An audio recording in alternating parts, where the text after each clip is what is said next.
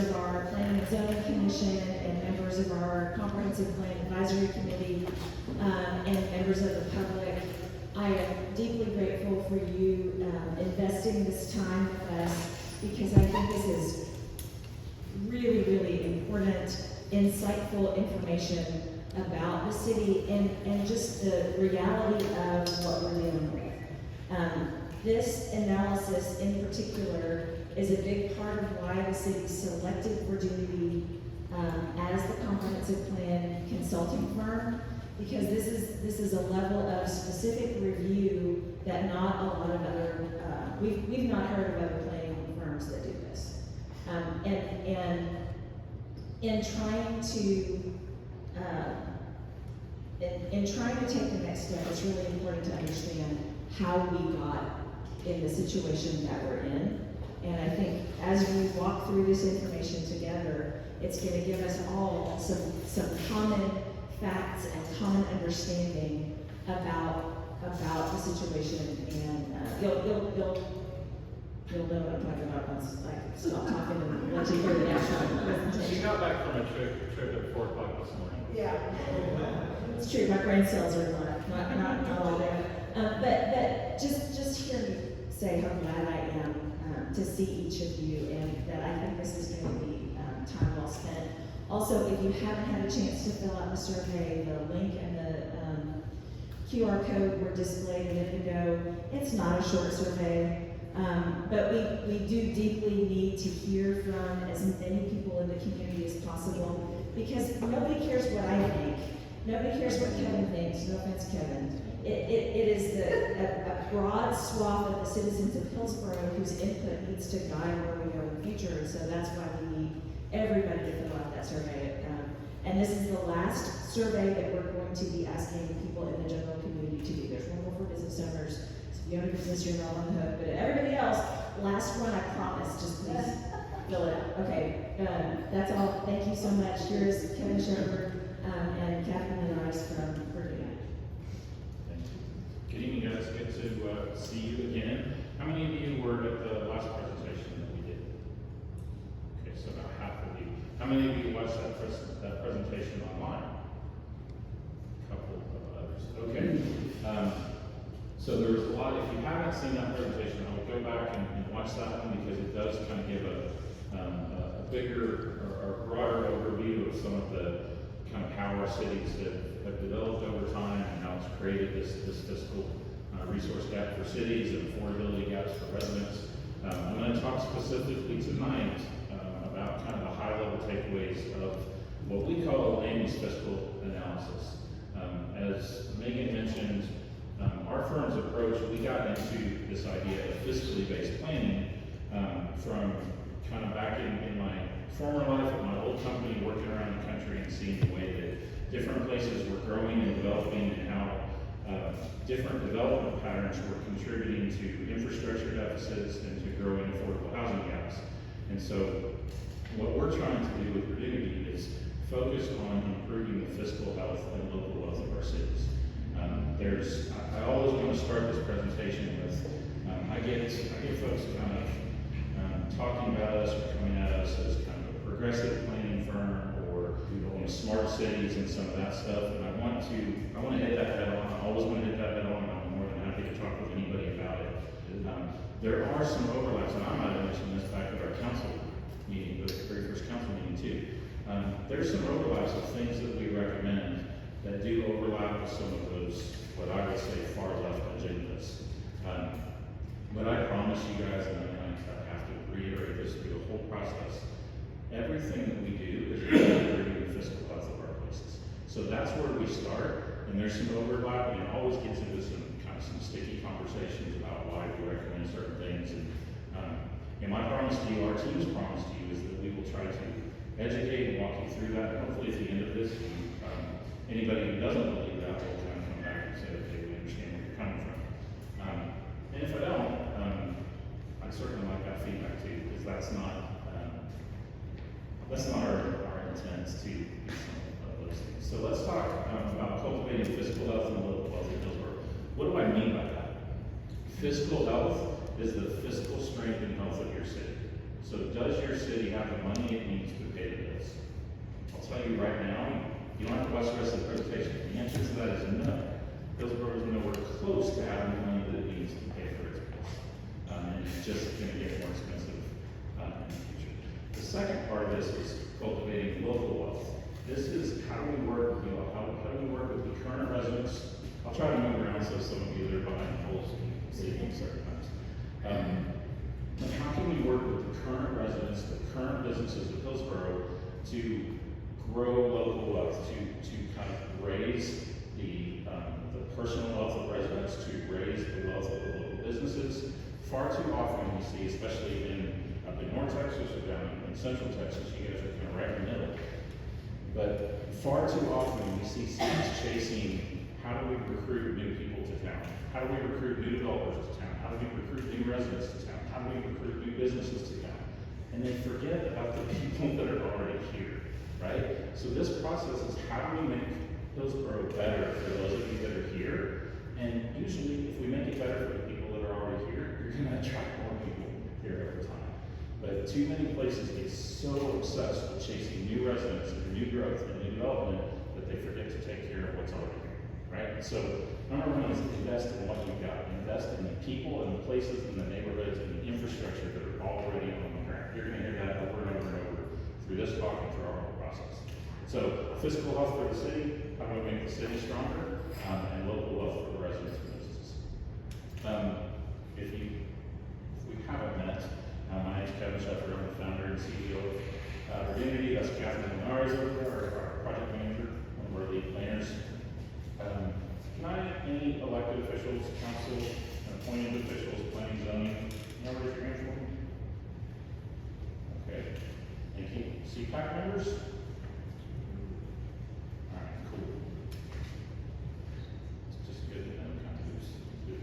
So what we're going to do for tonight, we're going to update the timeline here in a second. I'm going to talk a little bit about what is a fiscally informed comprehensive plan, and then give you guys some of the initial observations from our baseline land use fiscal analysis, and then start to get into what are some of the ideas that we want to explore further in the upcoming phases of the planning process.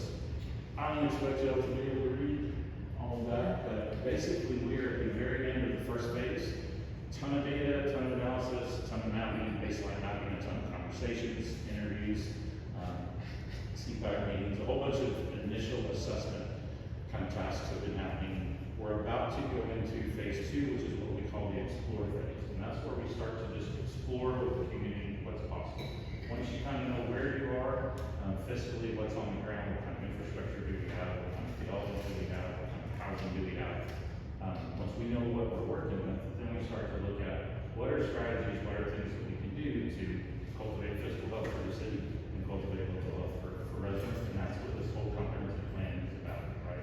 Where do we guide growth and development in the future of Hillsborough to serve and grow and take care of the needs of the folks that are here first, and then hopefully over time attract more and better people and businesses and things to the city. The rest of the process, phase 3, is organized. We'll start to take all of those ideas and filter them into the ones that make sense. Phase 4 is prioritize, where we get implementation recommendations and start to prioritize what are we going to do first. And then prepare the draft plan, and then the last phase is adoption, where we get initial comments on the draft plan, make whatever revisions we need to, and then it goes to planning commission and council to adopt it, and that's August of next year is where we're shooting to adopt. Right? So it is a long process. The website, if you haven't been to that website already, I'll definitely go to it. It'll keep you updated through the process if you're not able to come to a meeting, or if you just want to follow along on your own. A lot of what we do is going to be posted and shared on the website over time, and Catherine may have some stuff at the end to talk about that too, so I'm not be stealing that. Okay, so in phase 1, about to go into phase 2.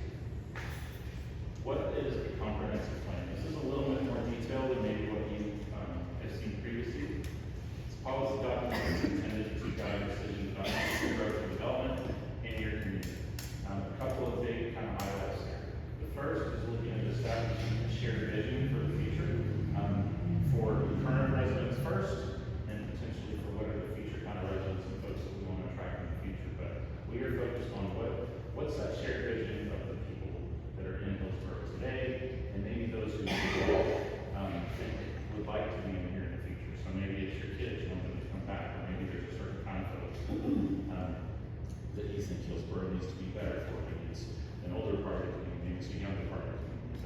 What's that shared vision for the future?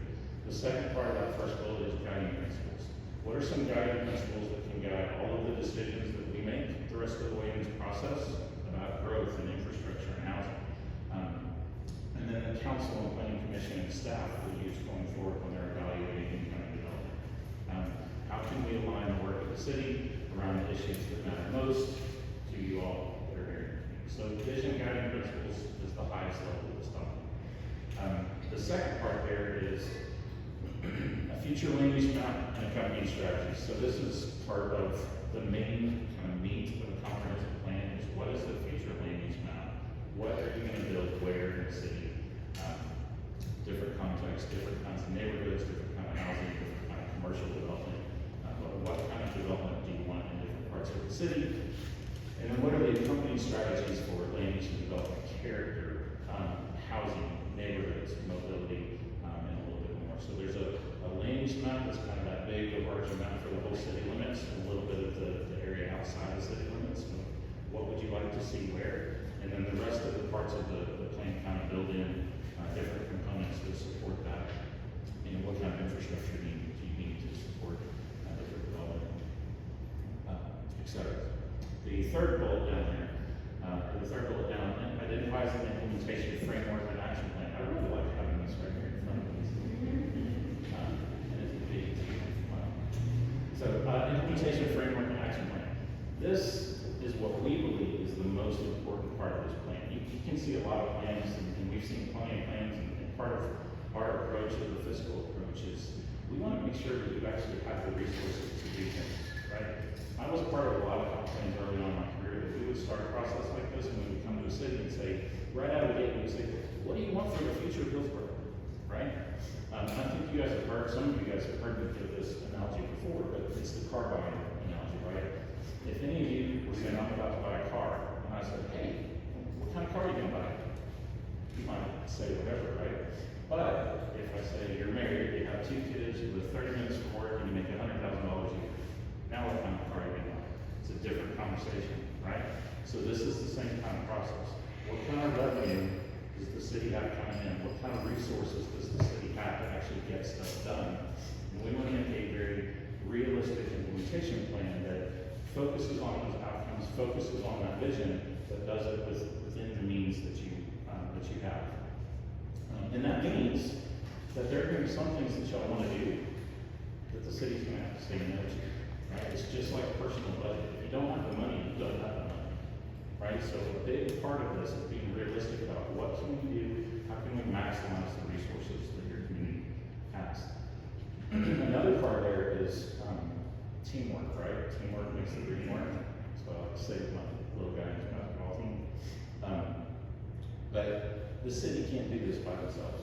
They need the local businesses, they need the local resources, they need local developers, they need all of these residents, everybody in the vibrant community, in a healthy community, everybody's chipping in some way. It's time, they're donating time to go and see that, or planning commission, or council, right? Or sometimes maybe they're donating resources, maybe they're writing a check for something. Maybe they're donating talent, maybe they're artists, right? But in a really vibrant place, people are all working together towards that shared future. Apologize for listening. Provides the foundation for zoning and development standards.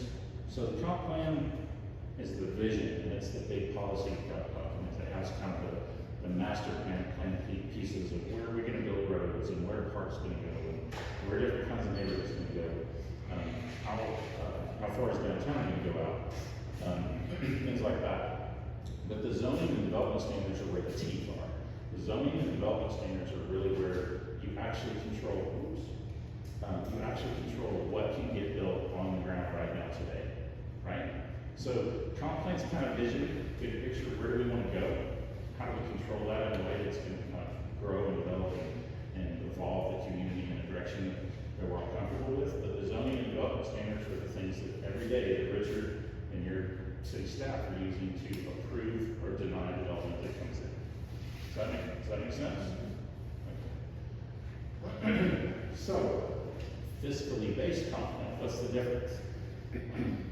On the left is what you typically see, right? We want to maximize growth. We want to bring as many people into this community as fast as we can, right? And so you see the population skyrocket, you see the revenue, property tax, sales tax skyrocket, and those service costs kind of lag behind. But as you go to the right of that, and there's a chart graph that I talked about in my previous presentation that really talks more in depth about this. But you see a lot of cities that are really, really strong and vibrant for 2, maybe 3 decades, and then all of a sudden what happens? You start to go around and all those neighborhoods look tired, and the streets start to fall apart, right? And the water lines start to break, and the housing starts to get older, and the schools start to get older.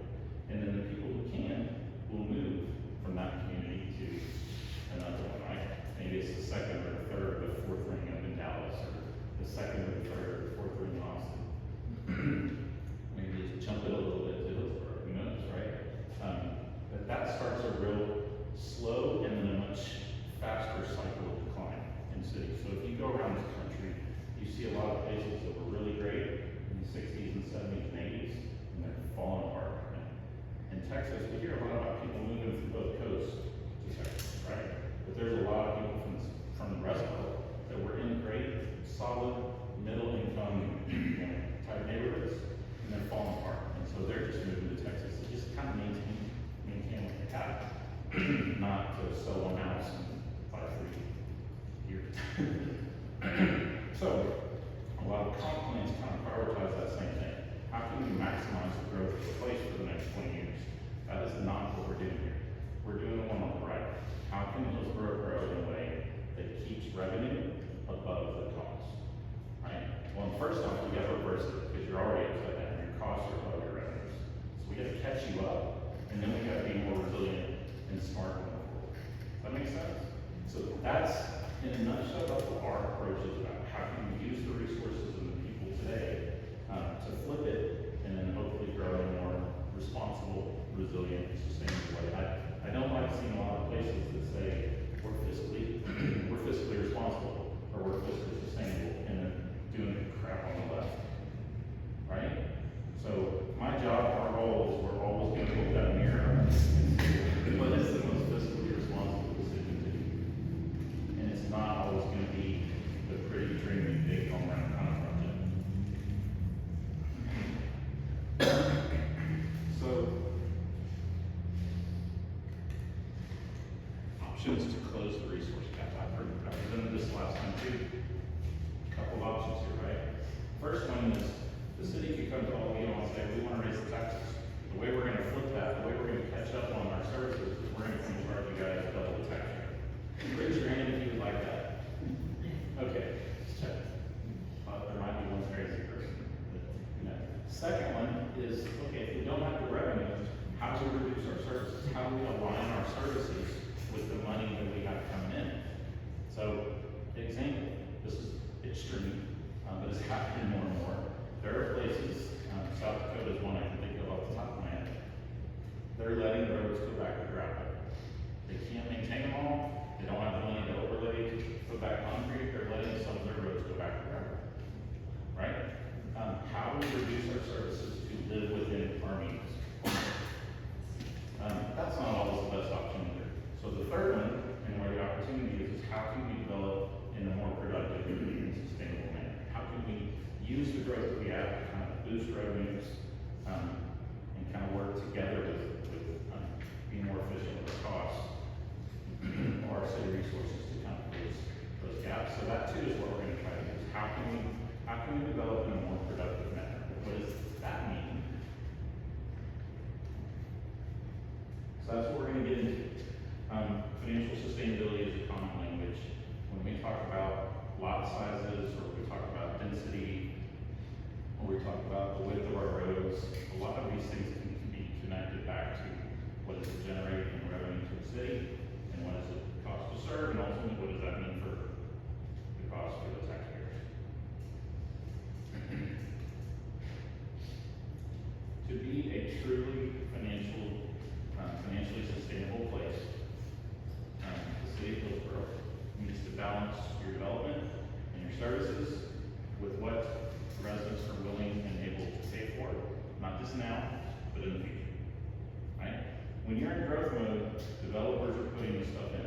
They're coming in, they're building houses, they're building roads, that doesn't cost you much, if anything, right? Developers are putting the, but as soon as that road goes in the ground, whose job is it to pay for it? Right? But those costs don't usually come due until 20 or 30 or 40 years later, right? A brand new road's gonna last you for a while, right? And that's, again, that's that 20 to 40 year range. Like when you're in the growth mode, everything looks good, everything looks new, there's not a lot of cost for us. But when you have to maintain it, you know, when your potholes, you know, start appearing, when your sidewalks start to break, when your water lines start to break, you gotta spend the money to fix it, right? But eventually, the potholes could get more, you know, increase, and it's no longer maintenance, it's you gotta fully reconstruct these things. And that, if you remember from the last one, that's $1 million to $2 million per lane mile for roads. One 11-foot lane mile of road can cost $1 to $2 million to rebuild.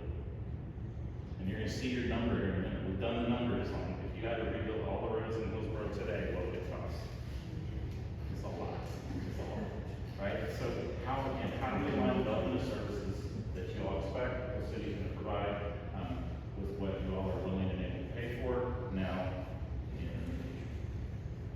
So 3 questions to think about. The first one here is, what is the city and you all the taxpayers already responsible for? What's on the ground already that the city is responsible to maintain, to serve, and what does that cost, and does the current budget and tax setup cover these costs? So for Hillsborough, as you know, the current revenue that we have, the current taxable value of the city is not generating enough to cover all the costs, right? So we have to dig in and explore kind of what does that mean, where's that, how big is the gap, et cetera, which I'll show you some in a second. When you get past that and say, okay, we have the gap, how are we gonna close it? There's 2 things I always want you to think about. And I've encouraged me and staff to think about this. Anytime someone comes and proposes a project, a park, a development, you should always ask these 2 questions. How is the city gonna pay for it? How is the city gonna pay for this? And then the second question is, are residents willing and able to pay for it? Right? The city might want it, but if the taxpayers can't pay for it, it's not a smart thing to do. Right? Asking those 2 questions together, I mean, how many of you guys ask questions like this in your own personal budget? You're always asking, do we have the money to pay for this, right? And if we're going to put it on a credit card, do we have the money to pay that credit card off? Right? I hope y'all are having that conversation, please. Similar kind of conversation. Where are we? How upside down are we? Where and why? And then how can we close the gap? And hopefully we're proposing things and you're doing things that the answers to these questions are, yes, there is a way for the city to pay for this. And yes, the residents of Hillsborough right here, right now today, are willing and able to pay for this.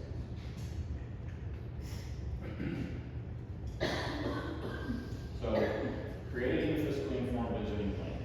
We've got to do the baseline analysis first. That's what we've done. I'm going to present the highlights tonight. Staff is going to have a much bigger, I don't know how many slides are in this presentation, but the one that's going to staff is much bigger. A lot of more detailed charts and maps and things like that we're going to use through the process. And I'm happy to kind of go deeper with anyone who has questions that wants to nerd out on this stuff at the end. I just don't want to take a bunch of time. Most people don't want to go down these too far. But you have the baseline analysis. The second is how do we project current trends? If you continue to do what you're doing today, if you just continue status quo, what does that mean? Does that mean you're going further in the hole? Does that mean you're closing the gap? Right? The third part is, okay, now that we know the gap and we know where you're headed, how do we produce that fiscally based land? Where does the growth need to go? Are there decisions that have been made that's on that trajectory that maybe we need to try to talk about or change? Some of that kind of part. And then the last part is, once we kind of get that preferred land use plan and kind of hone in on where you all decide you want things to go, what kind of infrastructure we want where, then we're going to model our own back end and see, if the city builds this, kind of follows this plan for the next 10, 15, 20 years, what is that going to be fiscally down the road? We can't predict it down to the dollar, but we're going to do our best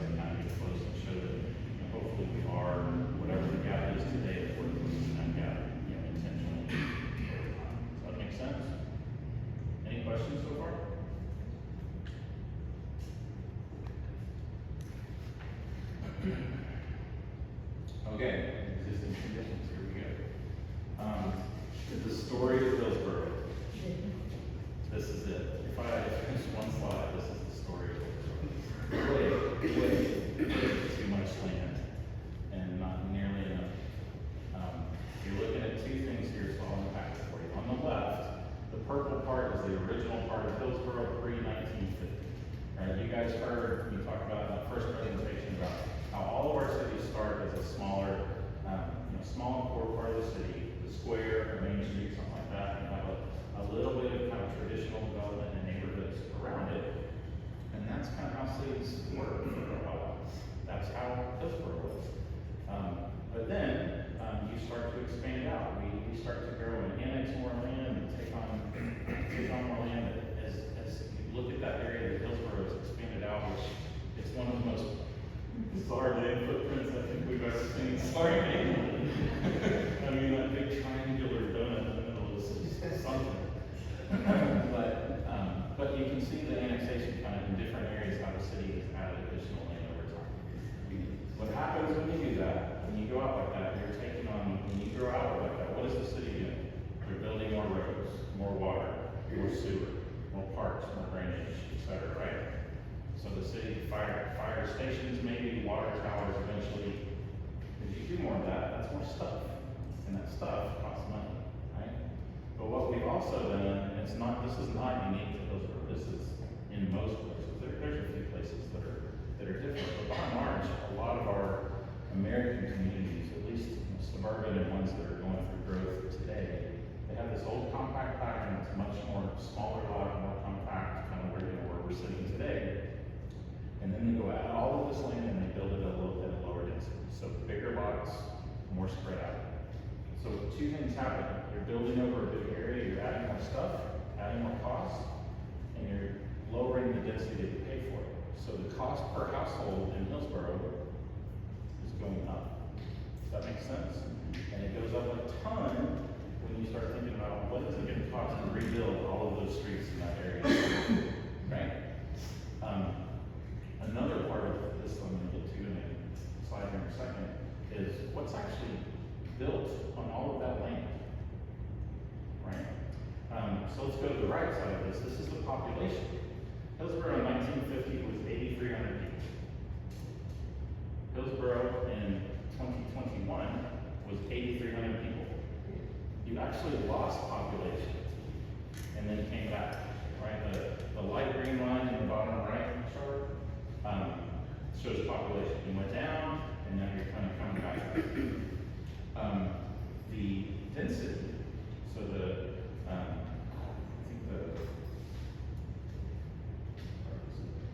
that's the land area, it's not the density. So the acreage, the size of the city over that same time, you can see kind of, you lost population, you added population back, and you can see how the size, the acreage of the city has gone up over that time. This one doesn't have it does have the density. So 1950, you had 3.5 people per acre. You have gone down and down and down until the last few years you're starting to creep back up, right? And where density is important, there's no right or wrong number to that. We just know that the higher density you have, the more people you have to engage those. And what that right number is for Hillsborough, every city is different. I'm not here to tell you which one is right or wrong, but it's what kind of people do you want in the area to help share the costs across, right? Lower density pattern, people have to pay more per household per capita. Higher density, you have more people to spread the costs around, so usually the cost per household is lower. But the point of this slide is Hillsborough has taken on a lot of land and a lot of infrastructure, and they haven't filled it with enough people. Does that make sense?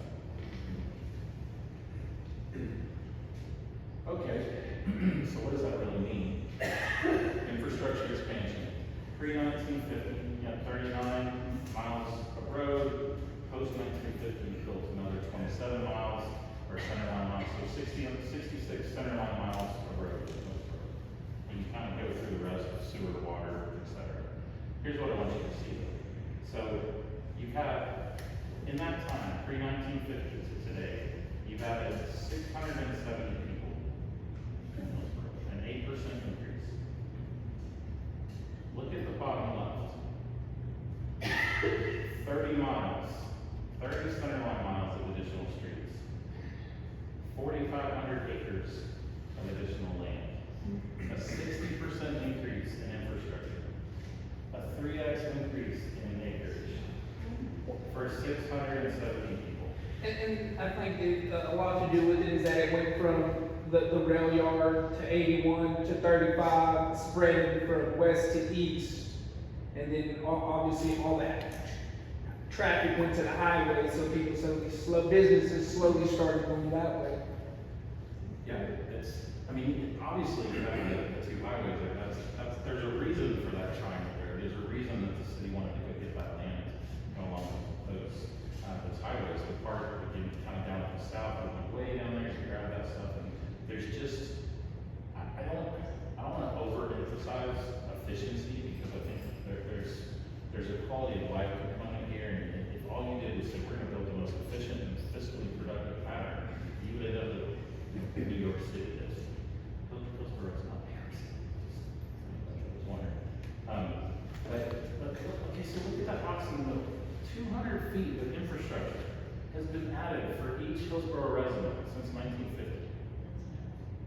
That's nuts. That's exactly what I thought. That's great. It's nuts. But that's what you did. And it's nobody's fault, and it's not just Hillsborough. There's so many examples of this that I could show you guys that we have done. We just wanted to go grab that land, we wanted to build it, we were going to go get the highway corridors, because we're going to go build commercial development, we're going to get sales tax from it. And maybe, eventually, we will. But as soon as those roads are built, the clock starts ticking on when they got to be rebuilt, right? So when you put something in the ground, this is one of the principles that we talk about. As soon as infrastructure goes in the ground, put development around it. The longer that sits in the ground with vacant lots around it, it is costing the rest of the taxpayers in Hillsborough money. When you have vacant lots in the city, any vacant lot in city limits that has full service, police, fire, water, sewer, streets, right? If it's sitting there vacant, I understand why the property owner want to do that, right? But for the rest of the city, that's costing you all money. Anytime you've got fully served vacant lots, it is costing the rest of the taxpayers money. A lot of people don't understand that, right?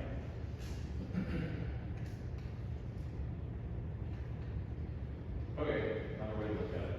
Infrastructure burden per resident. In 1950, each resident of Hillsborough was responsible for 44 feet of infrastructure. Today, each of you are responsible for 74 feet of infrastructure. I don't know exactly, we should have done enough on what this actually means for each person. So what is 74 feet of road, water, and sewer? I can guarantee it's more than any of you all want to maintain. It's a lot. It's $1 million of lane mile. If somebody is a calculator person, you could take the 5,280 feet in line and do 74 feet, figure it out that. It's a lot. And that burden per resident is almost double. And you guys probably don't think about that. You're just thinking, oh, the city's growing, we're adding development. You're not thinking that this development is adding more to your price tag, right? If that price tag is actually being charged to all those, it's not. But it's gonna be at some point. So let's look at street costs. I told you I was gonna give you your number. On the right is a map, it's what's called a payment condition map. So it shows and I see a lot of folks taking pictures. We'll provide these slides and you guys can get a copy of them too after if you want. But that map on the right, it shows the condition of your streets. If it's red, it's in very poor condition. Like PCI means pavement condition index. If it's 0 to 25, that road is toast. It needs to be fixed yesterday, right? If it's 25, 65, it's also pretty much toast. So those two together mean the subgrade, the surface is shot, the subgrade shot, it needs to be rebuilt. Anything that's yellow, light green, and dark green, fair, good, and very good, you can still salvage some of those streets. You can do some preventative maintenance, you can extend the life of it, but you got a lot of stuff in red and orange, right? So normally you got a lot of streets that need some love. 66 center line miles, an estimated 197 11-foot lane miles. 1.5 million per lane mile to replace it. If you were to replace every road in Hillsborough today, it would cost you $295 million. I'm just gonna let that sink in for a minute, right? If we divided it by a 50-year life cycle, which I don't think any of your streets were built to the quality of the last 50 years. Newer ones, maybe. But older stuff is 20 or 30 years it starts to go, which is what you've seen. But if we said all of your streets were going to last 50 years and we averaged that $295 million over 50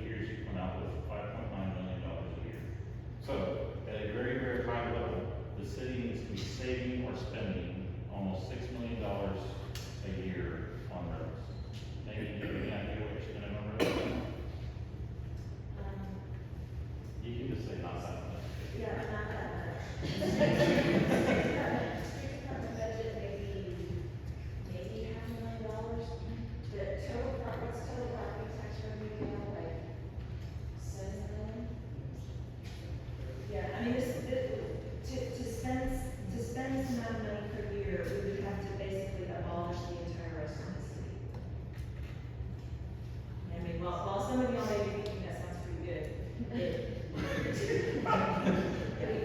we don't really see how we can get there. This is the street, and that is just the pavement of the streets. That's not even sidewalks or anything else. So it's not water, it's not water, sewer, drainage. That's just the street pavement itself. So this is what I've seen some people taking some deep breaths. So we are going to gravel, right? We're not there yet, but this is the thing, like, this is the aha that I have, that why I wanted to start reading, is I'm an engineer by degree. We're taught design it, build it, growth is good, right? We are not taught how we're going to pay for this stuff after it goes in the ground. And we're just talking about the city of Hillsborough. Go to your county, go to your larger metro region, go to TxDOT. They're all in the same situation, right? TxDOT doesn't have near the money they need to maintain everything that we built, but we keep building more because it's incentivizing and feeding more growth. There's just a huge, if I had 5 minutes with the governor, that's what I would ask. I love the Texas Miracle as a property owner. This is all great. The property tax cap, as a homeowner, it's all great.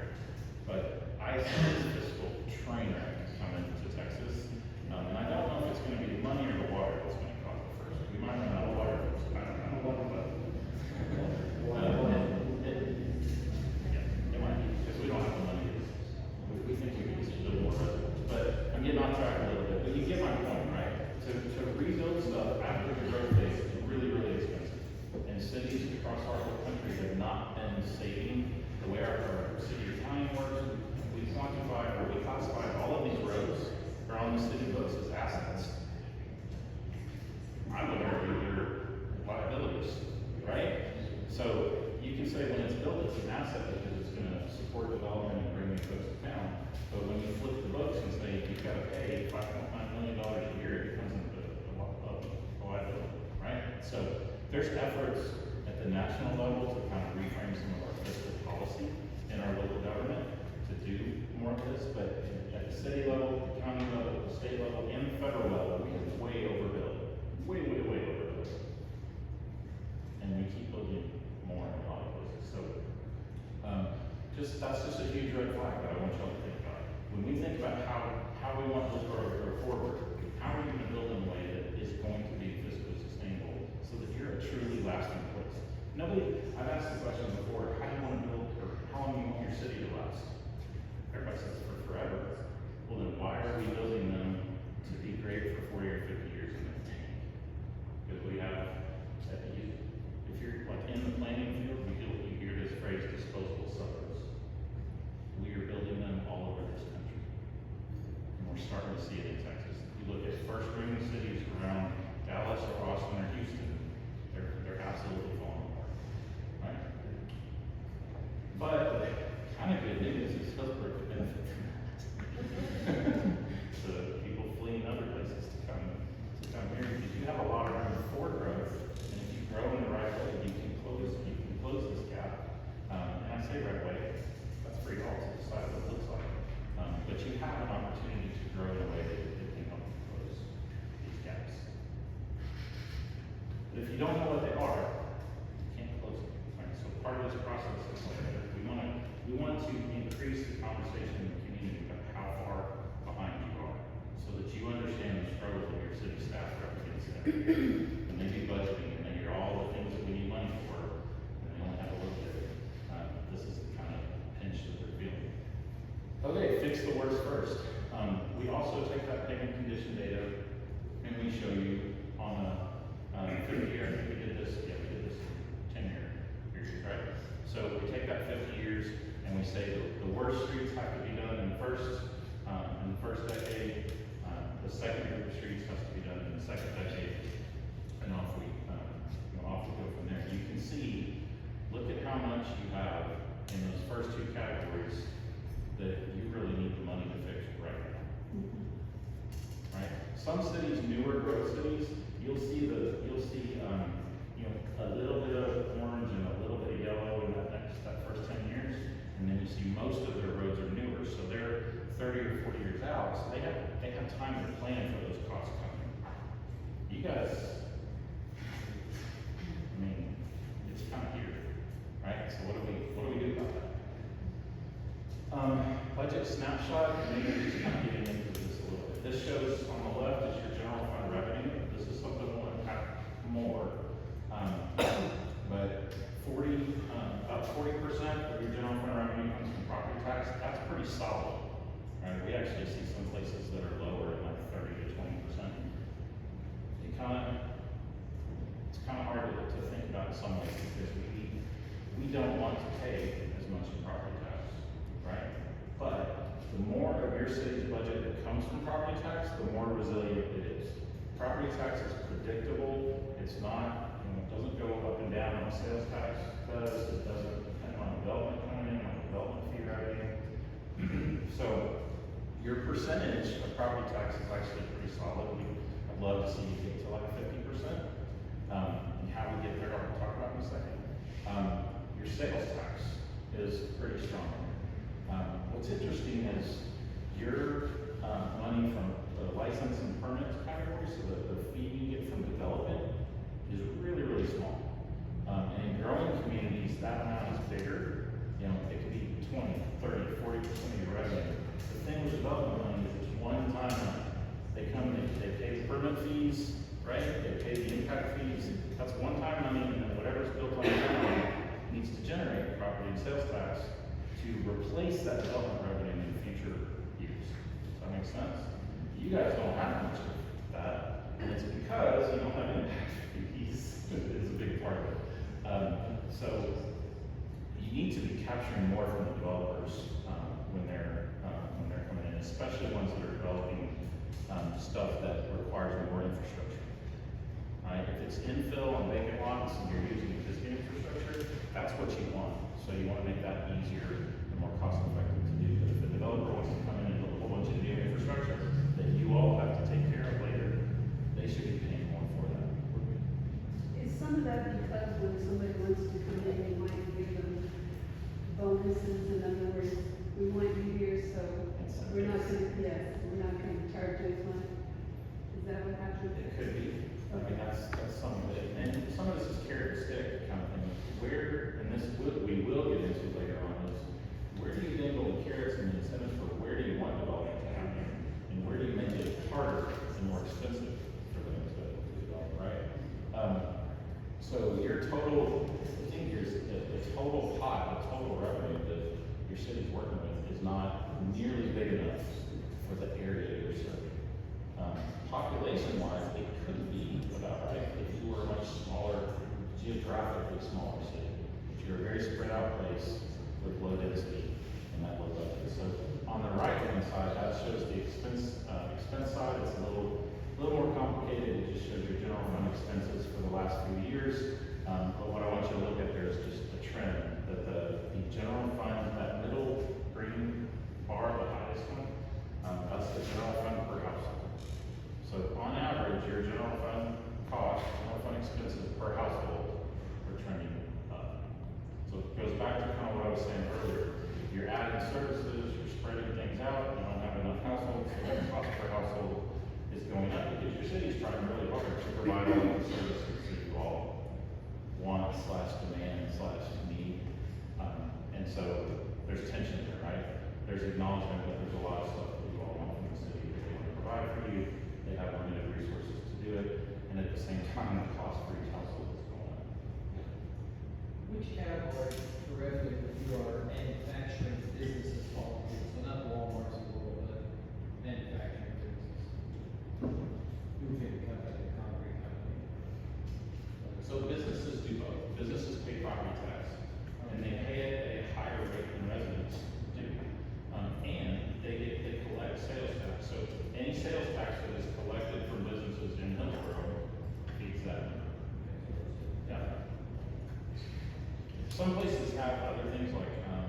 industrial development agreements that they'll get, some of the places down on the Gulf, for all the refineries and stuff, they have agreements with them where, they don't pay property tax, but they pay what's called industrial development fees, which tend to be more than property tax, but it's kind of a, I would call it a wink, wink, nod, nod, that we'll pay a little more for you to stay out of our business.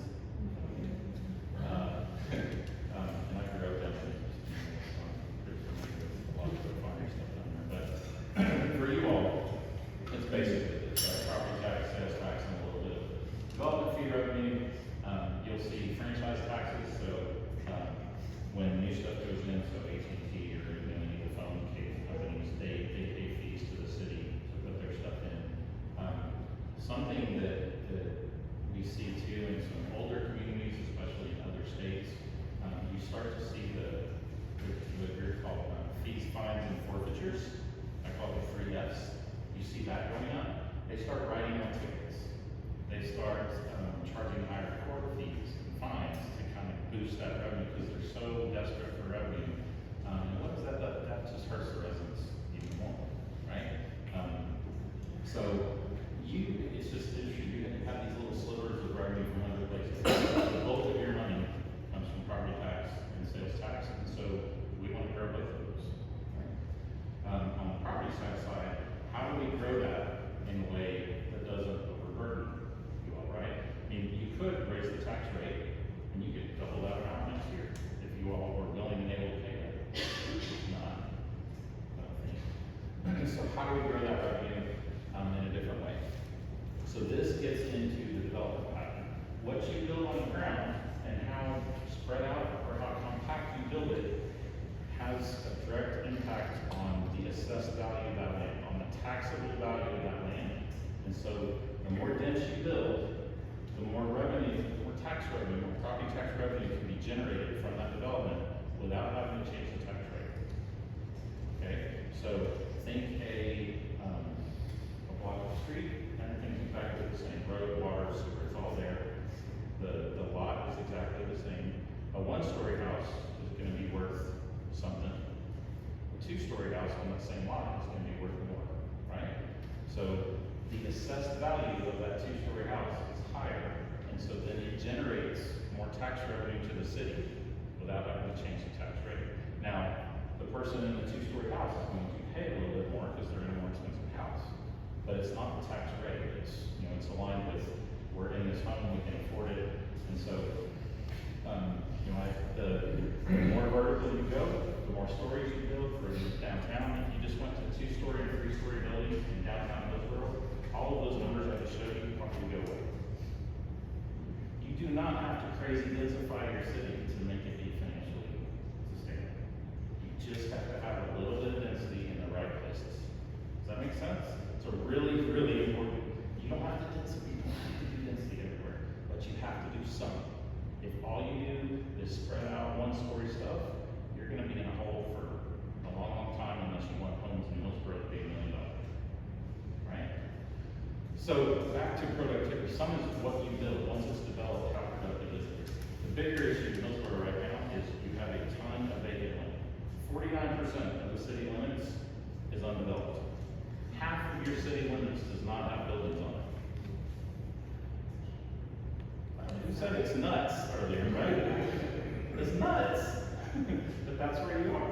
It's nobody's fault. We're not going to blame anybody in the past, but it's our job to help fix it. Right? We're holding up the mirror, we're showing you guys where you are, and we want to work together with this community to close it. Right? Yeah. Some of the land to the south, probably in 88, 89, Camsco, subsidiary of Campbell's Soup, and built a mushroom farm down there. And those extensions just down 81, and they decided to take in that strip along 3A and that south one along Interstate 35. It took them 3 years to get to that industry, to get it where they were having to pay city taxes. So a lot of that land down there was just to get to that. It was annexed, it was just to get to that one industry. Yeah, you got a subdivision down there now. As soon as it's going to plan. That's one of the things that we help cities do now is do kind of a development fiscal impact analysis on new development and say, and especially annexation decisions of, it's the same kind of thing of like, oh, we're gonna go annex this land. We think we have more land, that's gonna give us more tax revenue, right? We're gonna go get that land, we can build on it, that's gonna get us more tax revenue and close our gap. But when you go get more land, there's a cost to it, right? When any kind of development that comes in, it is gonna boost, it's gonna boost household, but it's gonna boost the commercial, but there's costs that come with it too. We just wanna know what that trade-off is. When the annexation laws passed in 2 or 3 years ago, the city's not wanting annexing land. I feel like it's gotta be voluntary. I have a lot of conversations with folks going in Austin and different reps and kind of coming up to this most recent legislative session. And, there's, I won't get into it tonight, but there's kind of this tension between, we're starting to have the annexation is one of the bills that have, it's a lot harder to make land going forward. But now it's kind of more of this affordable housing conversation and local control versus the state passing some laws there. And it's a really interesting conversation because I still feel like if cities do the right thing, if cities understand this and find kind of the right amount of density for them and build the right mix of housing to keep it affordable in your community, then the state wouldn't have to get involved. But there's not enough cities doing that, and so you're seeing the Texas state legislature, Montana just did it, New Jersey just did it. There's more and more red states that are having state officials start talking about land use and zoning and housing because they see the affordability thing coming. If you don't build enough housing, if you don't build enough supply, the cost of what you have is going to go up. The demand for what you have is going to go up, and the cost is going to go up. That was California 20, 30 years ago. I lived there with my growing up. I saw it. When you don't build enough housing in the growth mode, you start to run out of land, and that cost is going to skyrocket. And I mean, you guys aren't feeling it as much in Hillsborough right now, but I know in North Texas, it's ridiculous. Like, and again, as a homeowner, it's great how much my value is versus my house is almost paid off, and it's awesome. But if we ever want to move, going to the next place is crazy expensive. And so you're going to start to see people get locked into where they live because they can't afford the next thing because prices are going up. That's why your state legislature, that's why they are getting involved in this conversation. And right now, it's just for the big, huge cities, 150,000 population. It's not for places like Hillsborough yet. But it's coming if places like Hillsborough don't think about this a little bit differently. Because nobody wants to be as crazy expensive as East and West Coast. All right, we want to keep it affordable. So lots and lots of vacant land here. The other point here, 25% of the city's land area is residential or commercial. And that 29% or 25% produces 83% of the city's revenue. So 25% of your city's land area is producing over 80% of your revenue. So even, most of your stuff is pretty good in terms of fiscal productivity once it's built. You just have a lot of vacant land that is also served, unfortunately. This is a little hard to see, but what we do is we look at a couple of things. We look at, is the land developed or undeveloped? Does it have a building on it or not? If it has a building on it, we call it developed. 2,500, almost 2,600 of your 7,100 acres is developed, right? 26 acres is floodplain. Nobody's gonna. It's very expensive to build in a floodplain. You can do it. You have to go through a whole lot of engineering stuff to do that. But 1,300 is exempt. So that's city buildings and kind of civic stuff that doesn't pay taxes. City buildings, churches, you got a lot of exempt land here. 511 acres is what we call entitled. That's stuff that's already come through Richard's office, it's already talked to developers, and there's a plan to build on that acreage. So that leaves the vacant land left. Of that vacant land, 2,700 acres is served, meaning it's got city infrastructure. It's got streets, water, sewer to it. Right? It's a vacant land that is full service with nothing on it. 2,700 acres. That is costing the rest of you money, right? 585 is unserved. The real only control that the city has to kind of control development is infrastructure, right? If you have vacant land and there's no infrastructure to it, it's difficult to develop it, right? So you're gonna come to the city and say, can you help me build a road, build a water line, build a sewer line to help me develop this land? The city has the right to say no. The city has the right to say, no, we are gonna be good stewards of taxpayer dollars. We're gonna focus our efforts on getting development in the areas that have infrastructure before we build new. Right? That's really, in a property tax, property right state like Texas, that's really the only control the city has. If you guys own property in the city and it's got full service to it, you have every right to develop whatever it's zoned for. That goes back to the zoning code and the zoning regulations, right? Whatever your property is zoned today, that's what you can build on your property by right. The city can't do anything about it, right? But if it's undeveloped and unserved, they don't have, the city does not have to build roads and water and sewer to that land. The downside here is of your 7,100 acres, you only have a little under 600 that's in that condition. So, our job is how can we get as much development as possible in the vacant and served areas, right? Anywhere you have infrastructure on the ground, how can we get development to start to recoup that infrastructure investment? Because we're investing in the roads, we're investing in that infrastructure with the thought that that infrastructure is going to return revenue to the city. But you built a lot of stuff spread out that's not doing that. The biggest opportunity right here, we kind of zoomed in, blew it up a little bit, and we'll have again, more slides that kind of zoom in on all of this stuff more. But the core of the city, even just in the core, there is, look at the green properties are vacant and served. Look at all those properties right here in the core of those roads. Yeah, a lot of these vacant properties probably bought in tax sale from out-of-state residents, out-of-town residents.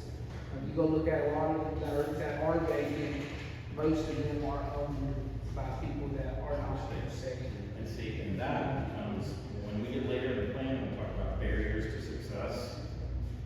That's why out-of-town ownership is tough, right?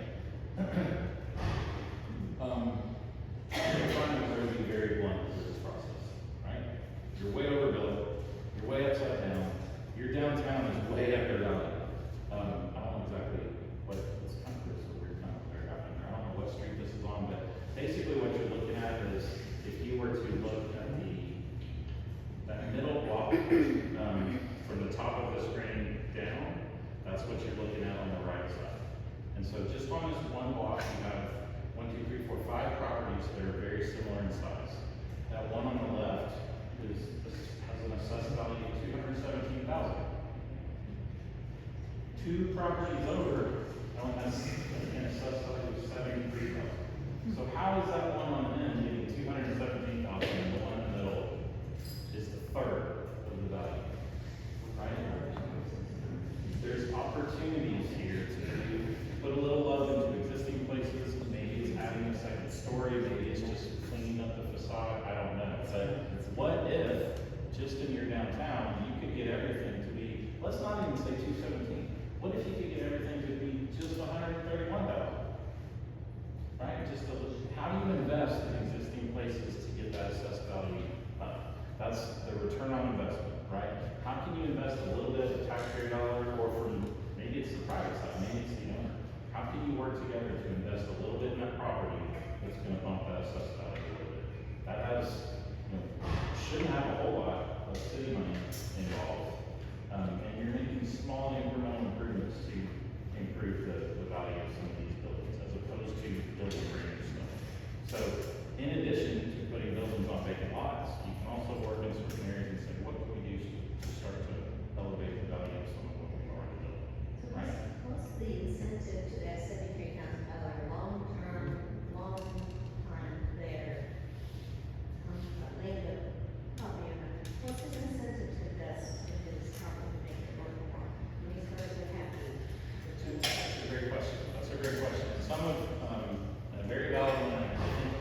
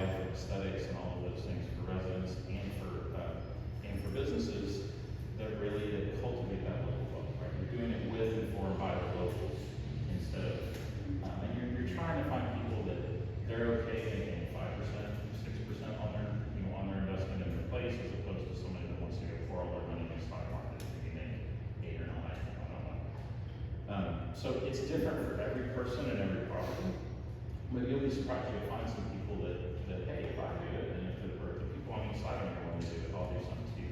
Because it will, that's more applicable on kind of the commercial side than the residential side probably, but when you elevate blocks at a time, it does tend to improve the fiscal health of the business too.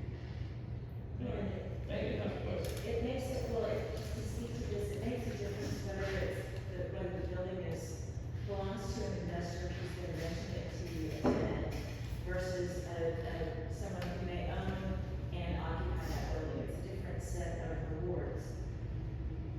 For an investor who's fixed up the space for a tenant, there may be a second story that they're then able to fit out with loft apartments, and then they generate a revenue stream. If somebody's done that before, but it's their building, they office there, they don't wanna do that.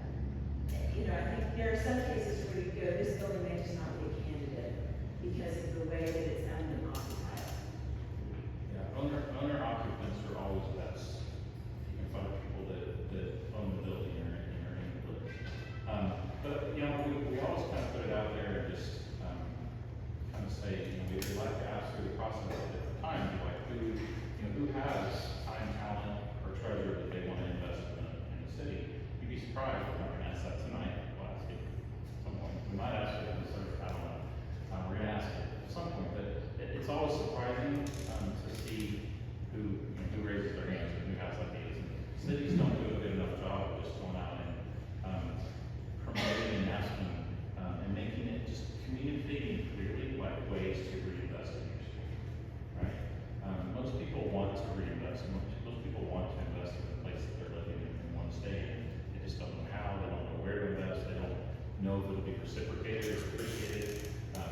So that kind of communication we need to unlock a little bit. But it would, from a city, let's say the city does want to incentivize and use some of their money to incentivize them, it would make way more sense to incentivize some of these folks to improve and add or whatever, or maybe go into vacant lots in this area. There's gonna be a much higher return on that investment than giving a 380 agreement and send it to some big developer to go build it on a highway that's gonna add a whole bunch more infrastructure. Right? There's trade-offs. You might want that business. That business might be something that everybody in Hillsborough wants. But are you willing to pay for it? That's the question and the conversation needs to happen. I personally love downtowns. They're the most fiscally productive places in every city we've ever looked at. And most places, especially smaller towns, the downtown is what makes Hillsborough Hillsborough, right? People don't love their city for Walmart, or for Home Depot, or McDonald's, or Chick-fil-A for that matter. I mean, some people might like Chick-fil-A, but people usually love their town for the downtown. That's where the small businesses are, that's where the people that grew up in Hillsborough are. That's the kind of the identity, the cultural, and just the cultural heart of most places. It's also the economic heart of most places. And just, again, just a little bit of extra in and around this area would do wonders for the numbers that we were looking at. Okay, so I want to Hey, I have a value question here. Yes, sir. We're talking about getting people to invest in their property to increase the value, which would increase the tax revenue for that said property, correct? How do you get people to quit going to the tax office and asking for a reduction in value of the property they already own? Because I can tell you now, there's not many people in this room that have not done that very thing today. Just ask. That is an excellent question. It's one I asked myself. So, and I don't know, my hope is that some of these conversations might change people's minds a little bit. If my city comes to me and says, I've never protested my value, ever. But you're a Duncanville. I mean, I actually live over in Rockville, we work in Duncanville. Okay, so your property value has skyrocketed. Yeah, it is. And this was the first year that we talked about, maybe we need to. Sure. But I also, and I told our city manager this, like, if I also understand, like, I know that when my street falls apart, that my city doesn't have the money that it needs to fix it. I know that, but most people don't. Most people think, I pay property tax, we have sales tax, when my street falls apart, it's done deal. It's not guaranteed. It's not guaranteed. And so, I don't know if that impacts how you all think about assessed value, or if you want to go to protest,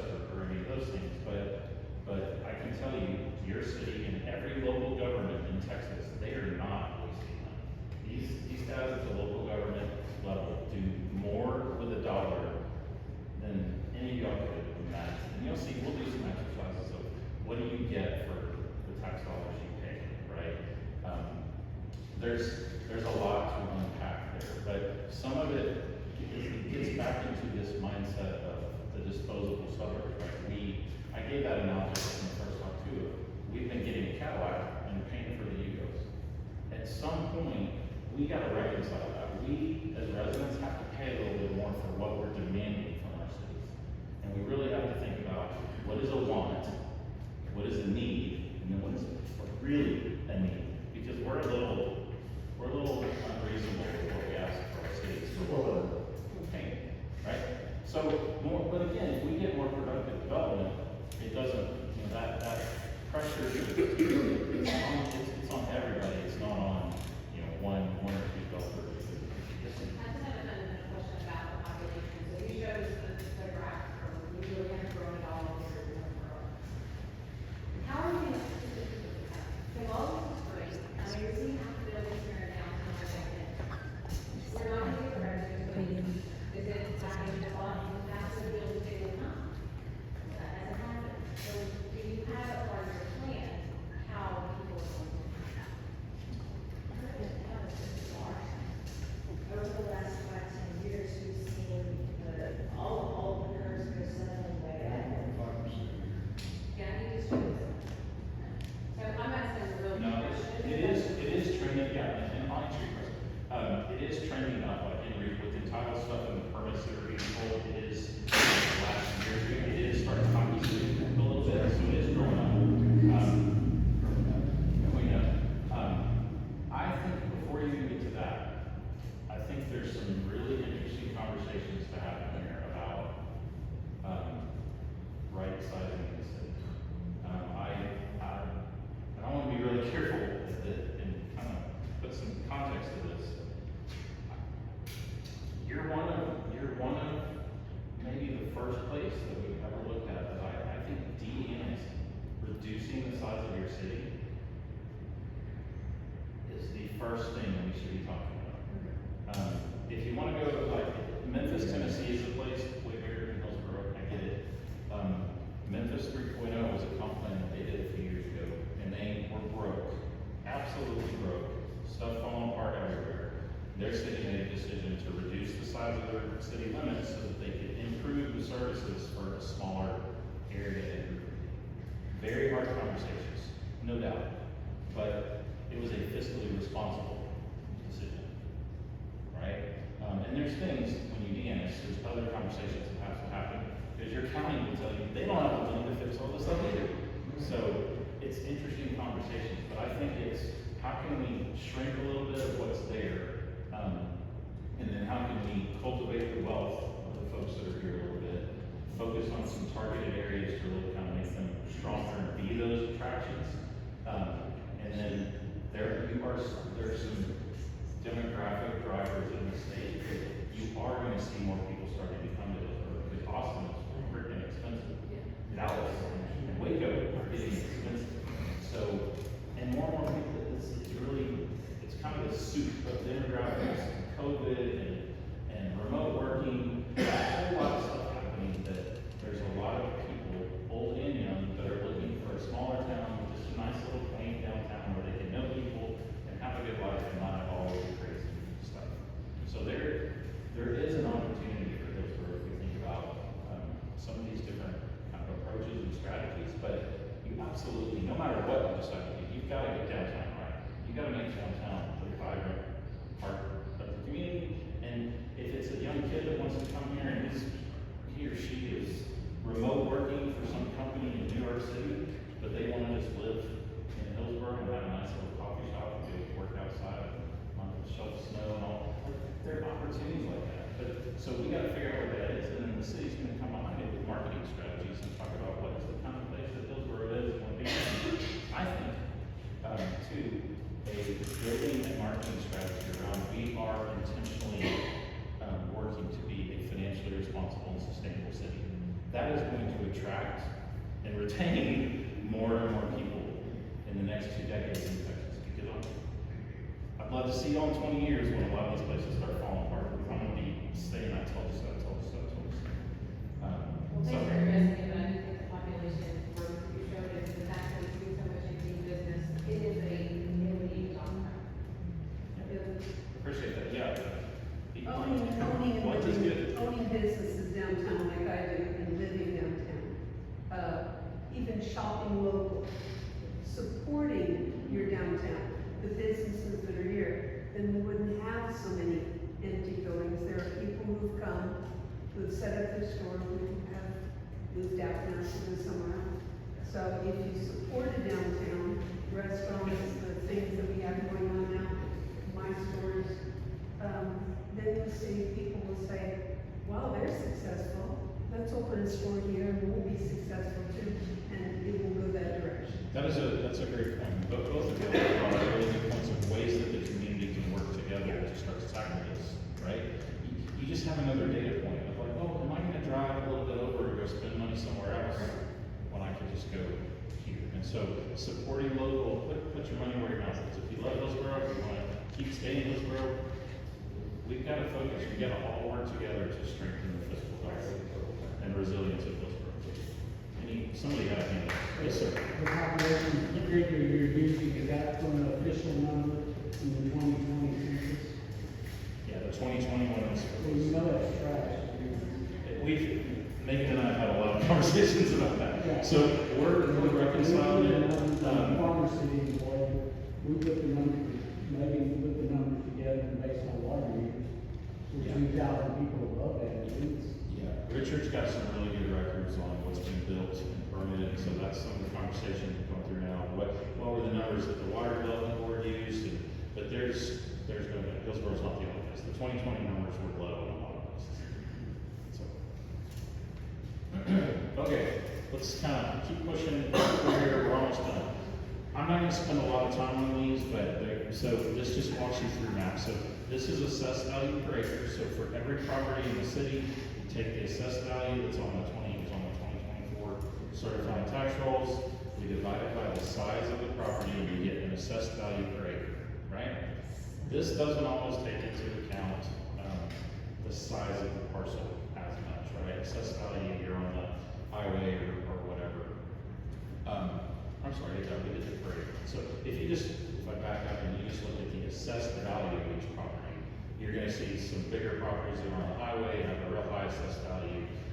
In other words, it's not tied to the area of the property. So if we make it about the size of the properties, we can have a little more of an apples to apples comparison. So this is your assessed value per acre. This is what can be taxed, right? This is the actual tax revenue per acre that your city gets. So after exemptions, after homestead exemptions, senior exemptions, all the exemptions, this is what the city actually, after school district, all the other stuff comes out of your taxes. This is what's left. And so same thing, we take the property tax revenue that each property paid, and we divide it by the size of the property, and you get a tax revenue per acre number. Okay? It's hard to see at this scale, but when you start to do this, the smaller properties and the ones that have more stories start to really pop out. The question is, what do we do with that? What do you all want to do with that? Do you want to build more smaller, denser vertical stuff because it has more tax revenue per acre? None of this has anything to do with tax per acre. This is just the size of the lot and what you build on it. Does that make sense? Right. So here's your tax revenue per acre. So this is the money in. So the next step we do is we go to the city budget and we say what part of the budget is paid from property tax, and we allocate that back to every property in the city. There's a complicated way that we do that for services and infrastructure. So we're gonna add costs and get a net per acre amount. So what this is for every property in the city, for current budget, which ones are positive and which ones are costing more to serve than they're bringing in revenue, right? Anything that's pink or red is costing more to serve than it's bringing in revenue. It's no surprise a lot of the vacant lots are the ones that are the dark red. If it's vacant and served, it's tanking. Okay? But there's another one. There's that $6 million a year of streets that we're not paying for right now. Right? And that's not water, and that's not sewer, that's not drainage or anything else. This is just streets. So what if we have that number in, right? So the red goes darker red, a lot of the light green goes into the red, but there's still some parts of the city that stay green. Even when you load more costs onto them, they stay positive. And so this is what we dig into. Why is that? What are properties that hold their value even when more costs go to them?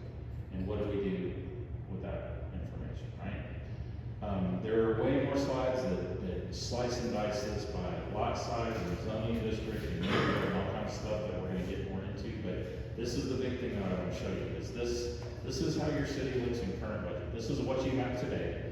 And the green parts of the city, you know, when a city does the budget, you have the revenue that comes in, and you match the cost to fit it, right? So at the top level of the city, your money in and money out match.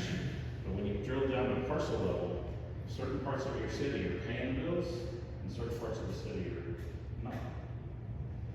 And in Hillsboro's case, a lot of those vacant lots are the problem. Does that make sense? So when we look at where should we develop, what should we put there? We're gonna look at all of these maps together. We're gonna look at what's the really dark green stuff, even when you add stuff to it. Even when you add cost to it, what's the dark green and why? And do we wanna build more of that? And where do we put it, right? Do you have stuff that's red? Could we do something that would make it green? That we're using numbers and these maps to make intentional decisions on where and how we're gonna go. Does that make sense? Okay, so we're not gonna come to you with just a land use plan and just kind of pull stuff out of our booties and says it's gonna go here or there or whatever, right? We're gonna use numbers and data and maps to make smart decisions on where we're going to invest taxpayer dollars and where we're gonna incentivize development to happen, and where we're also gonna try to make it really, really difficult to develop because we don't wanna take on any more liabilities than we have to. All right, if y'all get one thing from tonight, that's it, that's the goal. And we have The goal is to turn green.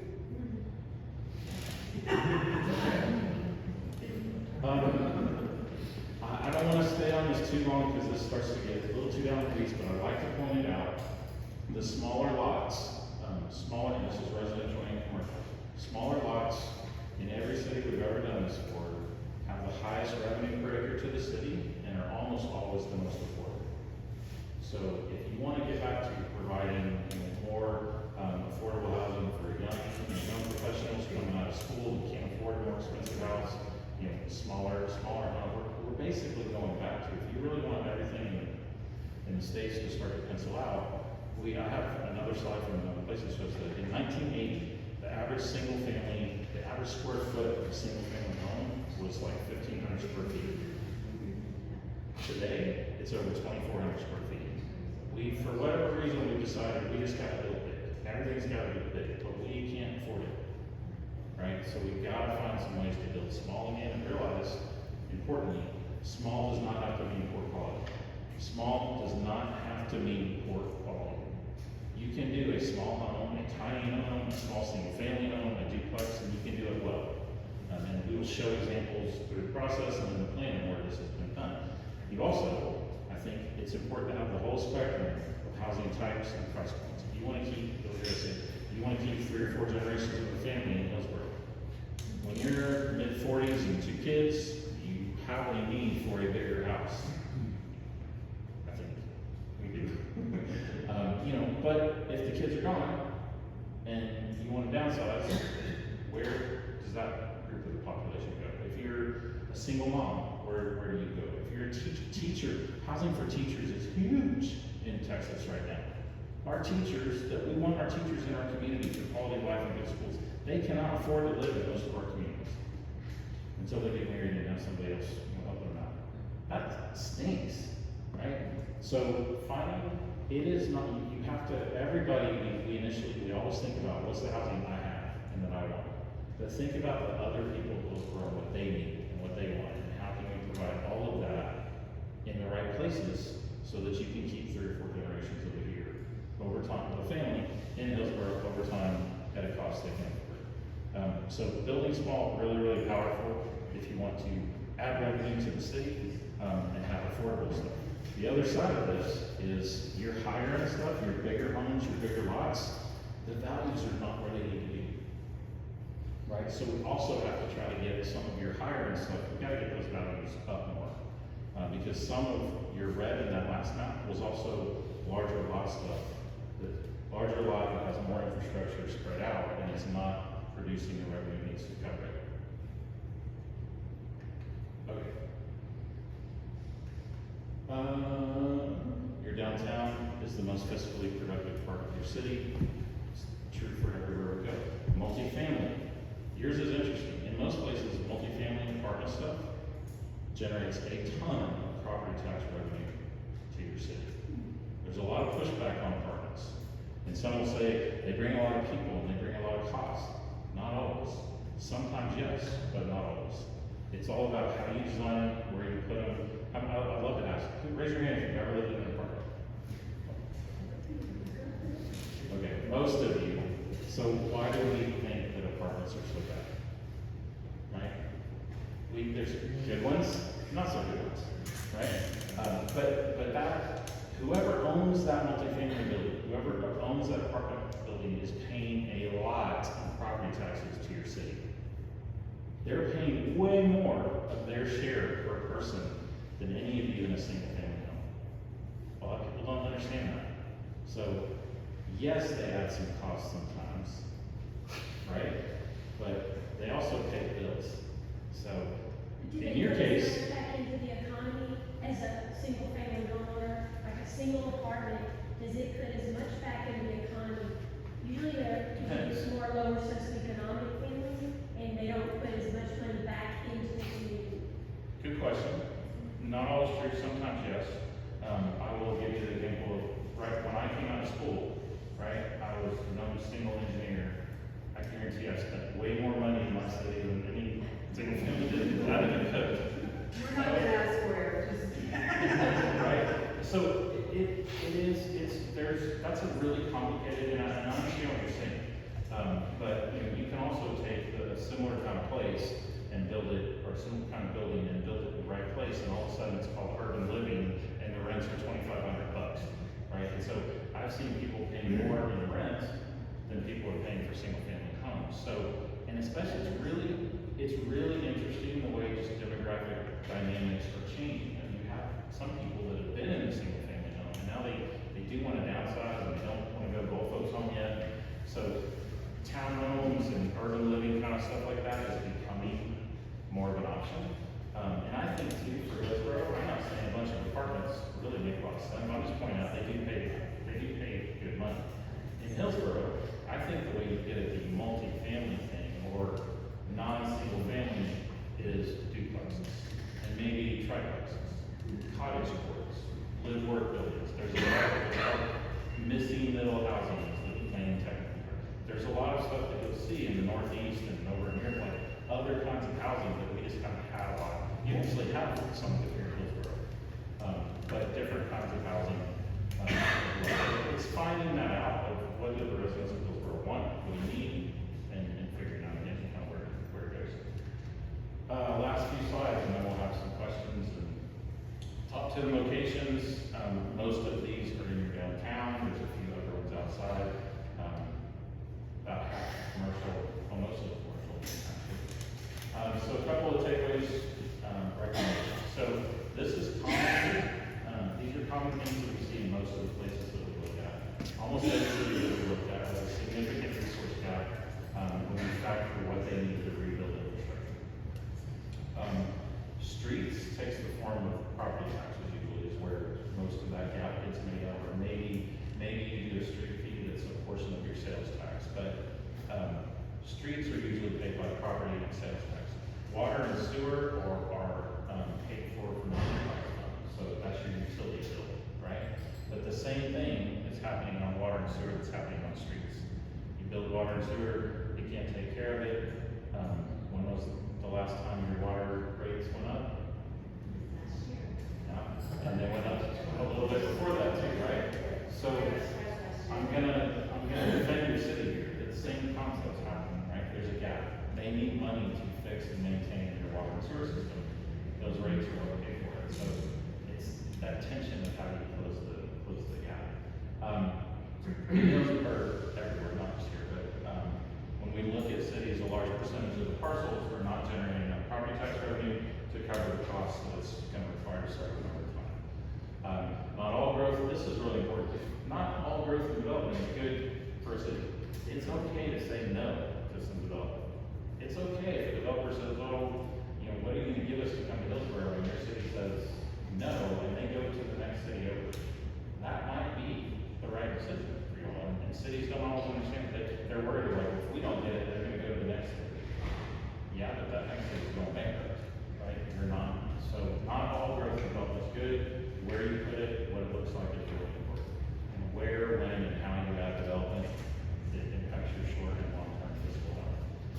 The older traditional grid neighborhoods downtown and the neighborhoods that are around it, that pre-1950, that is always the most fiscally productive places in our cities. Way more than suburban stuff, rural estate stuff, even if you get up to $750,000 homes. The small downtown stuff, on a revenue per acre and a net per acre basis, almost always outperforms that. Not saying you gotta build that everywhere. I'm just saying, understand the fiscal power of this stuff and what a little bit of love in downtown can do for the rest, right? It's just like a personal portfolio. You wanna invest in different things so it all balances out, right? The high returning parcels, the most productive stuff usually have these characteristics. And this is stuff, when we're doing zoning codes, this is stuff we talk about. A high ratio of building footprint to lot size, right?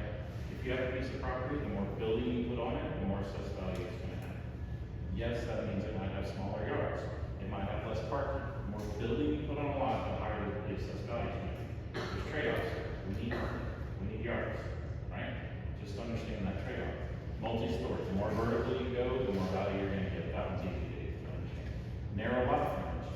If you have a block of street and you put 2 wide, shallow lots on it, or you put 10 narrow, deep lots on it, the 10 narrow, deep lots are gonna pay for that street or have a better chance of paying for it than the 2 wide lots. Right? One block of streets, just how you know, this is why you kind of see a lot of developers say, I want to have 40-foot wide lots, or 30-foot wide lots. They're trying to make things pencil better on there too. Smaller lots, higher density usually does the best. Or if you have large rural estates that just have higher value homes and less infrastructure, gravel roads or bar ditches instead of building concrete everywhere. So the infrastructure that you put in, the lot coverage, the values of the homes, all of those are barriers. But what a lot of cities haven't thought about is we think about the tax rate, but we don't think about the development pattern as being a lever that can help us generate either more revenue or more costs, right? Okay, last one, I think. Oh, almost. Oh gosh, I gotta speed up. I'm gonna skip this stuff because we've talked about a lot of these. We'll unpack these as I've been talking. Well, look at the third one. As a result of this spread out development pattern and the vacant land, you have a massive, kept massive in there, an infrastructure deficit on the order of 15 times your annual budget. Your whole budget right now, multiplied by 15, and you might cover all your infrastructure costs. It's other than scary little shit. And again, I want to give Megan her props because city managers don't always want to put this stuff out there. And it's not her fault, it's not your council's fault, it's what everybody in America has been doing. But I think that the responsible ones are really starting to own this and look at it and say, how do we close these gaps? Keep the main things. We're going to talk, Patrick's going to be walking you through, you guys, the place types and the land use and where do you put roads and all this stuff. Keep the main thing through this process. How are we going to close those road resources? How are we going to keep a good quality of life in Hillsborough at a price that you all can afford? Keep that the main thing. Every time you're thinking about your decisions and when you're giving us comments on stuff, think about what this means for revenue and costs, okay? I'm going to go all the way down to the bottom one. Another thing that we know we're going to recommend is any new project, any new development, any capital improvement project needs to go through a really, really robust fiscal analysis and know what is it bringing in revenue, what is it going to cost us to serve, and is this closing our gap or is it making it bigger? You're going to have projects, just claim it, you're going to have some projects that council is going to want to approve that are not fiscally possible. And the conversation just needs to be, we understand it, but here's why. It's a quality of life thing, it's a certain kind of business that you're missing or whatever. There's gonna be those. Not every project that comes in is going to be fiscally possible, but you want most of them to. You can't, you just simply cannot afford to go backwards. You can't add in more liabilities. Okay, so place types, we're gonna learn more about this coming up, but future land use place types, what we're looking for is how do we mix different kinds of neighborhood context. So a rural estate, for example, is bigger lots, a little less infrastructure, maybe bigger homes, fewer parks because they have bigger lots kind of stuff, right? Suburban residential is exactly what you think it would be. Typical suburban residential, different kind of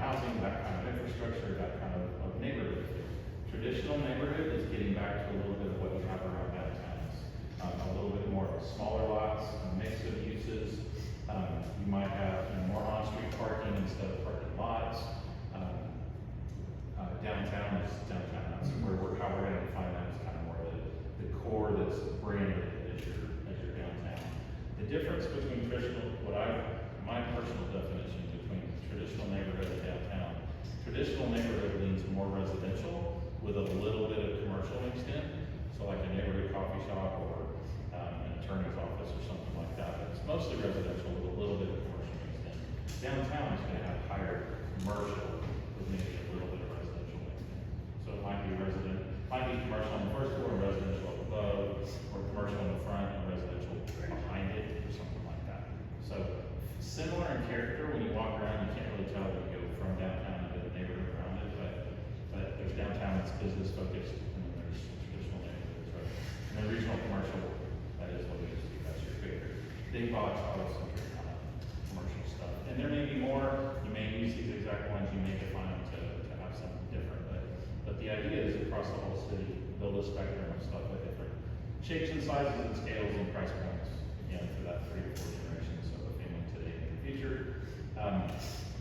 We'll go into analysis like this. This is from another city, so the values and stuff are different. But what I want you to look at is that bottom right number. This is an area of land in another city that we looked at. Average $325,000 house. Nothing but single family detached in here. And this one was net negative for that development. Same property, a mix of single family detached, accessory dwelling or backyard cottages, small flex, duplex, those kind of things, a little bit of townhomes. This one has the most affordable unit is that accessory dwelling backyard cottage for $85,000. It's got double the parkland, and it pencils out green. So same piece of property, developed in 2 different ways. One is negative and only has one type of housing. One is positive for the city and has a spectrum of housing at different price points. 3 or 4 generations of a family could all live in this neighborhood within walking distance. More and more people are looking for that. So, not say one is right or wrong. The whole point of this is just to kind of illustrate what the difference between the opportunities are. This is the most important part of y'all's comp plan. It's not the future land use map and base types, it's the growth sectors. In older places, we call it a spectrum of change map, which is how much change can you expect. In a growing place like Hillsborough, we call them growth sectors, and there's going to be at least 3.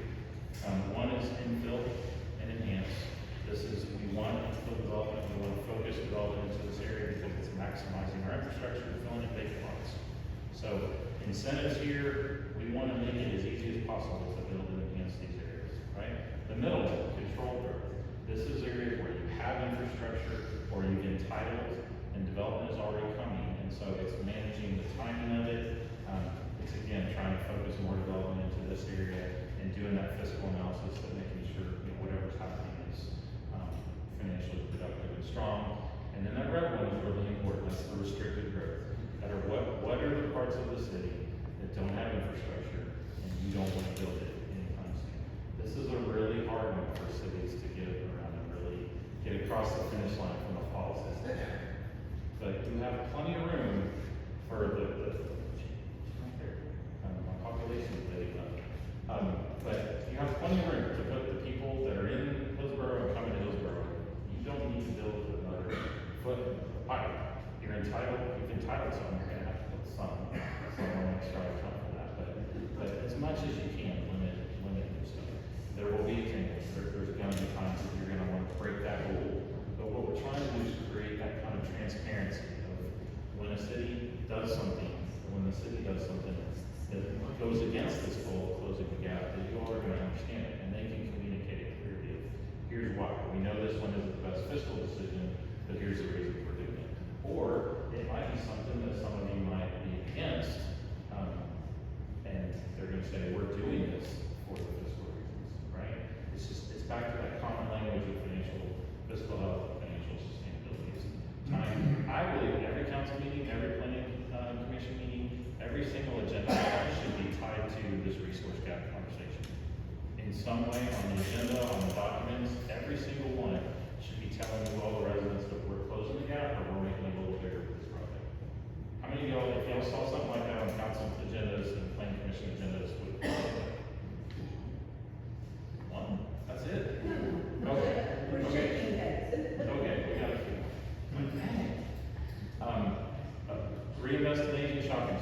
guys have, you don't have a ton, you have a few, you have one really, really big one over across the highway. But you can do things to reinvest in these areas. This is actually Wheatland Plaza in Lincolnville with Monty Anderson, who's the small builder that you're gonna meet at one of these upcoming meetings. This is where our office is right now. It was an old shopping center that was basically vacant. The city tried for years to wait and get somebody to come in and develop it. It didn't happen. More vacancies, it started to tank on the tax rolls. Monty came in and bought it. The very first thing he did was put a new sign out front, fixed up the facades, then we put some additional landscaping up along. We ripped out like 15 feet of the front parking right along the road and put some landscaping in, and then now he's got some new tenants in there, like a co-working space in one corner, and we're working right now to do the entitlement right in the middle of that parking lot. He's going to put like 22 three-story townhomes. And the residents around it, he did meetings with the residents around it, they all want that. So met with the community, talked with them, and this is a guy who lives in this area. Everything he does is with and by affordable. So this is a bigger scale, but there's also tons of opportunities to do this with individual buildings. And hopefully, we're hoping to find the people in Hillsborough that either are or want to be small developers. You guys, to really close the gap, you need an army of local small developers. People that want to go build one property at a time. I know you have a few, we're flipping some houses and doing some stuff already, right? We want to find more. Who are the partners that want to expand and become a full developer? Who are your entrepreneurs that have ideas for a business but don't have the building kind of stuff? We want to provide these tools and the training and hopefully find some local financing as well to make this stuff start to work. I just said this one. Cultivate local small developers and entrepreneurs. That picture on the left, that stuff, you can look at it on the slides later, but that's from South Bend, Indiana. This is a neighborhood that was totally tanking. And one guy, Mike Keene, was a local resident that decided he had heard one of Monty's talks and said he wanted to be a small developer.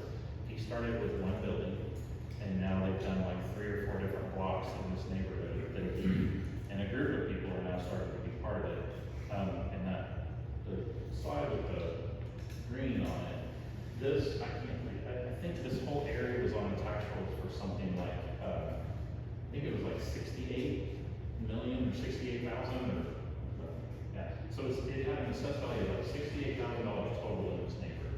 They've been doing this for 3 years, just incremental development. I did in the early kind of part that was Mike doing his one building, and now they've added a few more people. That taxable value for that area has gone from 68,000 to 310, just with smaller stuff, and it's really good quality stuff. So I think, I got to end with the worst one, I guess. A resource conscious pavement management approach. You have to be realistic about the liabilities that you have and the revenues that you have, and we got to figure out together where are the roads that need to be rebuilt, where are the roads that can still be saved and kind of overlaid or have their life extended, and where are the ones that we just got to say, we're going to let those go for now and maybe come back to them. That's a hard conversation, and it needs to be a very, very transparent one. And it starts with this, like make sure everybody understands where we are, so that they're not going to come out and build a bunch of new crazy stuff when you have this going on. So again, you've got some entitled stuff. They're going to be doing more roads. Something I'll add here. I do think where you can, thinking about narrowing your lanes and your roads a little bit. Our standards are kind of going the other way. We've gone from 10-foot lanes to 11-foot lanes to 12-foot lanes to now 14-foot lanes. And I understand why, but it's the whole thing is we're bigger, right? And at what point do we make the argument that as cities we have to control what we're spending for our roads instead of continuing to say the cars, the trucks, the vehicles are getting bigger, so we got to build everything wider and wider. We've got to be able to do stuff. So this is a big part of it. Where you're going to put stuff, how we can bump the revenue, but we also have to think about where to invest resources in streets and utility stuff. These are stuff we'll get into later. story is focus your energy on, cultivating this downtown a little bit, put buildings on more of the vacant lots. There's some different alphabet soup, TIF, TERS, MDBs, all kind of stuff that Megan understands. There's some financing things that you can do to protect and preserve certain areas, that you can capture additional value in this area and reinvest it into this area. Your staff are really familiar with this stuff, so we're gonna get into a lot of that, but it's really about focusing the resources where it's gonna get the most return. Get some fees in place to capture more revenue from developers where you can.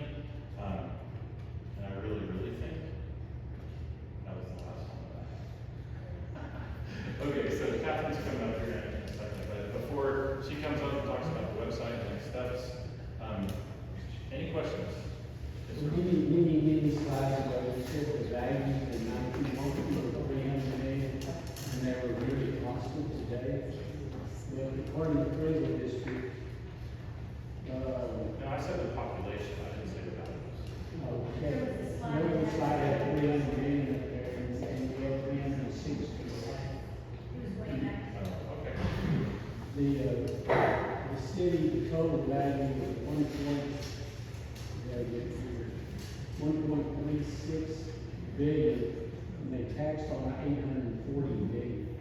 Okay. From this most recent year? Yeah, for 24. I'll check that out.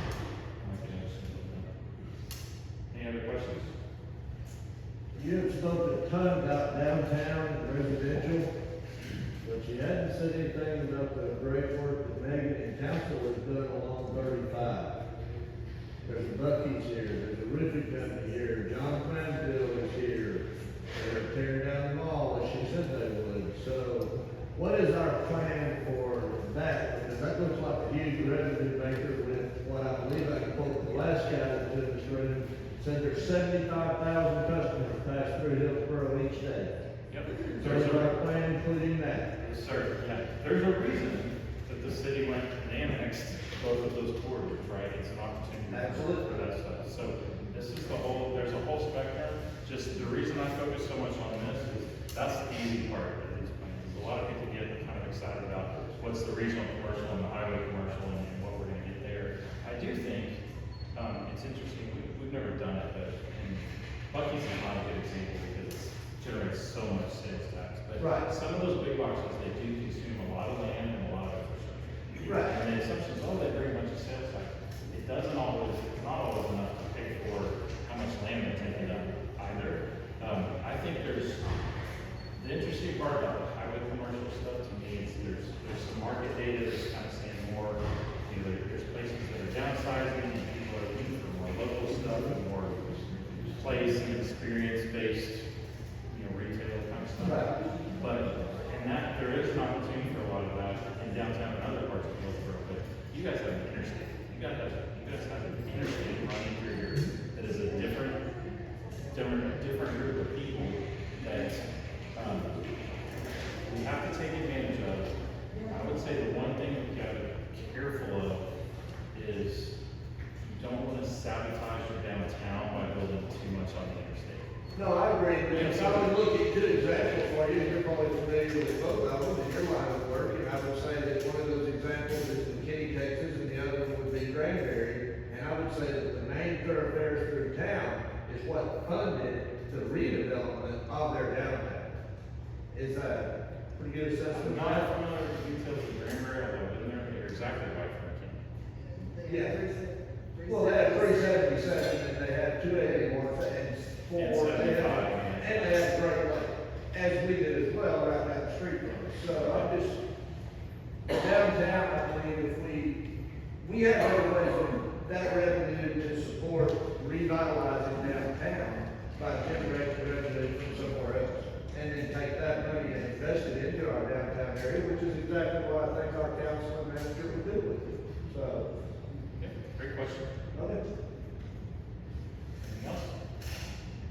All right, let's keep going so that those of you who want to get out of here soon. I appreciate it. Thank you. He'll also be available after my couple of slides, for any additional questions. So as Kevin mentioned, we do have a project website.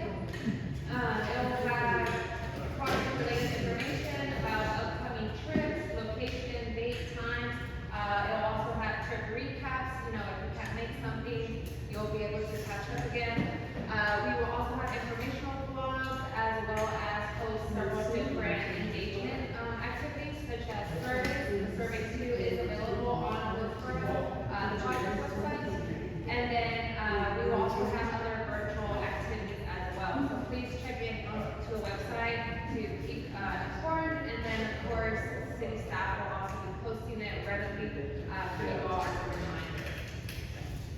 And as mentioned earlier, we do have the last community survey for the general public out at the moment. It is 17 questions, so it is a longer one, but this one is very much going to be used as a way to guide future decision making on all the different things that Kevin had earlier mentioned: land use and growth management, community facilities and resources, etc.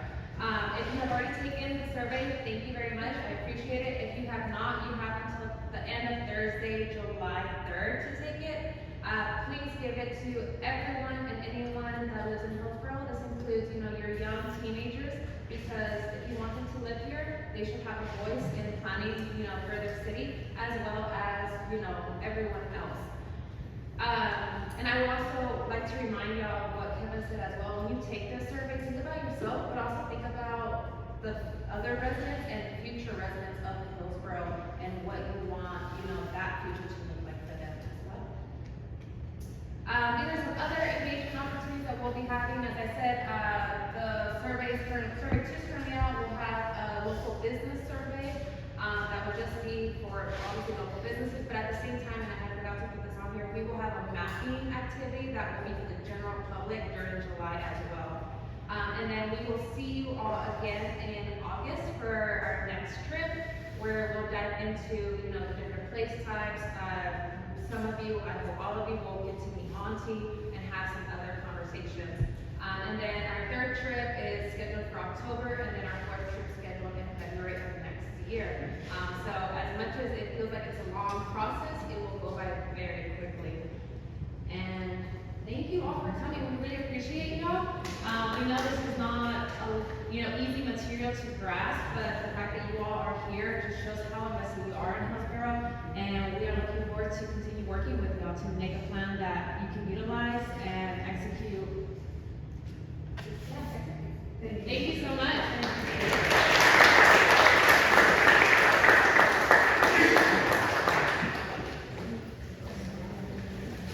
Yeah.